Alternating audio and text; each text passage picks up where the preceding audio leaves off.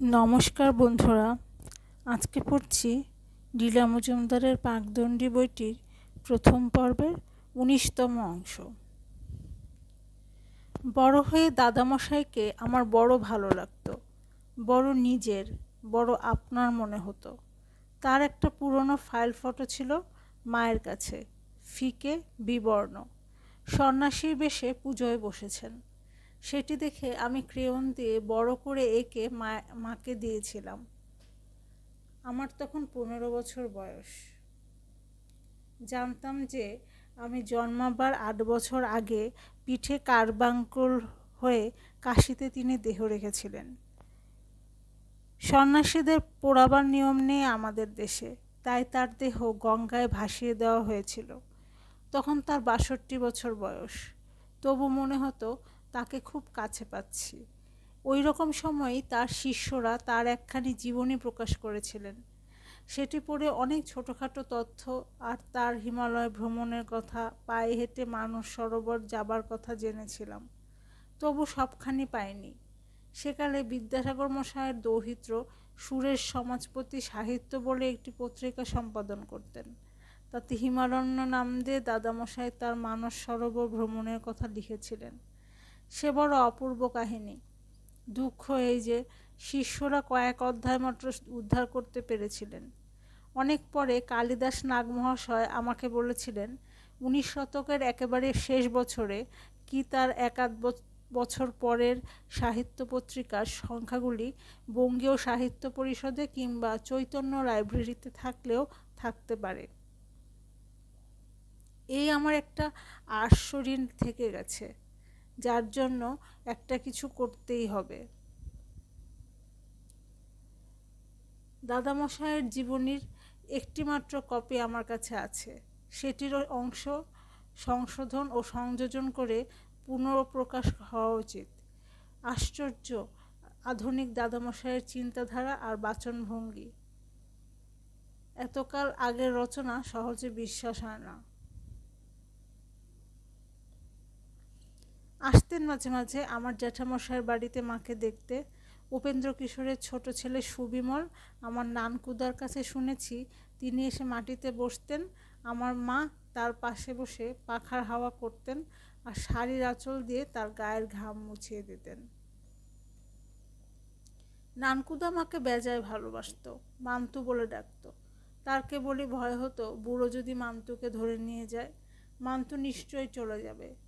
যাতে যেতে না পারে তাই নানকুদা তার মান্তুর শাড়ির একখানা কোনা আঙুলে জড়িয়ে রাখত।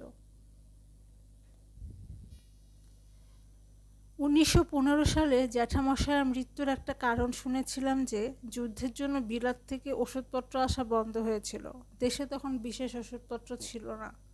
আর শুধু ওষুধ কেন, সাবান, এসেন্স, ক্রিমও খুব কম তৈরি হতো। তাই পিসেমশাই যখন এইচ বোস পারফিউমার বলে প্রসাধনী জিনিস, পানের মশলা ইত্যাদির কারখানা ও দোকান খুলেছিলেন, লোকে ধন্য ধন্য করেছিল। মাথার তেল কুন্তলিনের কি সুখ্যাতি! অতকাল আগেও পিসেমশাই বিজ্ঞাপন দেবার গুরুত্ব বুঝতেন। কুন্তলিন পুরস্কারের ব্যবস্থা করেছিলেন, ছোট গল্পের প্রতিযোগিতা।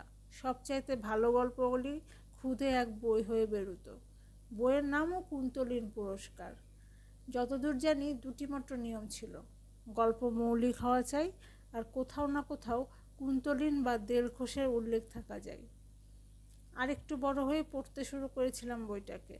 বেজায় ভালো লাগতো, কিন্তু যুদ্ধের প্রসাধনী ব্যবহার সুবিধা হলেও জ্যাঠামশায়ের অমূল্য জীবন ৫২ বছর বয়সেই শেষ হয়ে গেল। পরে শুনেছিলাম তার মৃত্যু বড় সুন্দর, কোনো ক্ষোভ অভিযোগ ছিল না, শান্ত প্রসন্নভাবে নিজেকে সমর্পণ করেছিলেন। তার লেখা একটা গান আছে, হাত ধরে তুমি নিয়ে চলো সখা, আমি তো পথ চিনি না। তবে আর ভাবনা কিসের? মৃত্যুর দিন ভোরে ছোট্ট একটা পাখি ঘরের জানালায় এসে ডাকছিল। মনে হচ্ছিল পথ পা, পথ পা। জ্যাঠামশাই জ্যাঠাইমা আমাকে বলেছিলেন, ওই শোনো আমার ডাক এসেছে। তারপর স্ত্রী, পুত্র, পরিবার, সোনার সংসার, কত আশা নিয়ে কত কষ্টে গড়ে তোলা ইউরা অ্যান্ড সন্স সব ফেলে রেখে দিব্যি নিশ্চিন্ত মনে স্বর্গে চলে গেলেন। আমার বড়দা সুকুমারের তখন ২৮ বছর বয়স।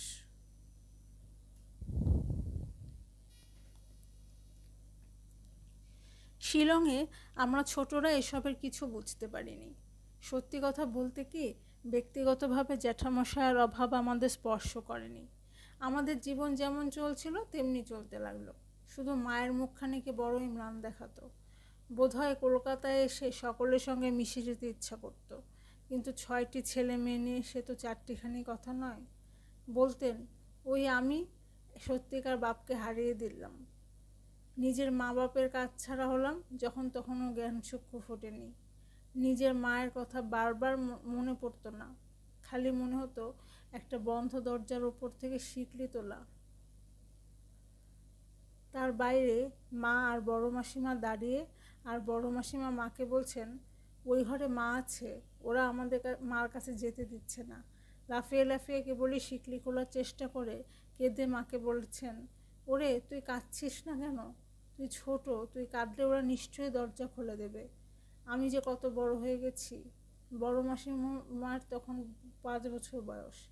এখন ভাবি, ওই মা মাসির মেয়ে হয়ে সারা জীবন ছোটদের জন্য বই লেখা ছাড়া আমার উপায় কী ছিল?